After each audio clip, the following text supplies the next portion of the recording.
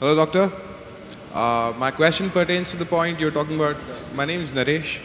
My question pertains to the point that you were making about intoxicants, small intoxicant, like you have in small quantities or big quantities, it's the same thing. It is an intoxicant. So how does it boil down to like smoking?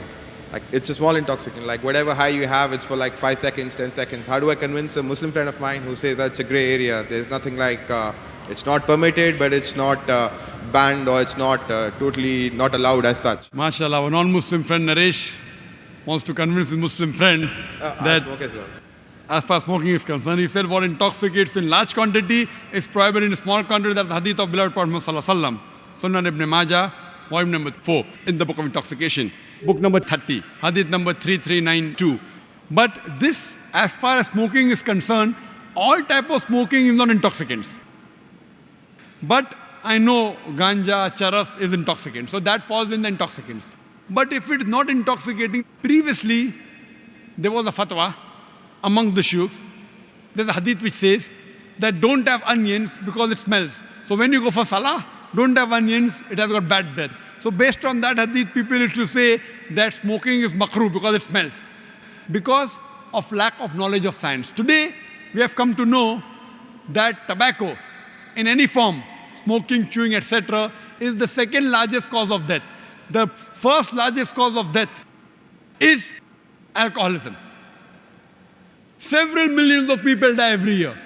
It is the single largest cause of death. More than terrorism, more than war. Every year, millions of people die. The second largest cause of death is tobacco. According to World Health Organization, every year, more than 4 million people die only because of tobacco.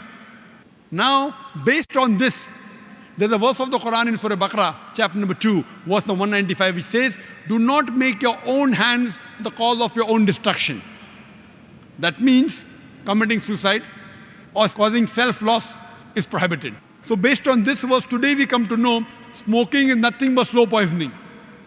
So based on this verse today, there are more than 400 different fatwas from different parts of the world that smoking is haram, tobacco is haram.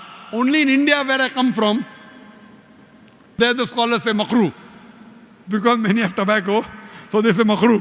But today, Saudi Arabia, Egypt, many parts of the world, there are more than 400 fatwas saying that smoking and tobacco in any form, nicotine is haram.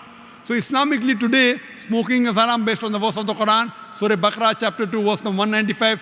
Do not make your own hands the cause of your destruction. So tell this to your friend, give the reference of the Quran, inshallah he'll be convinced if he is a good Muslim. What you call is, there is no God except Allah.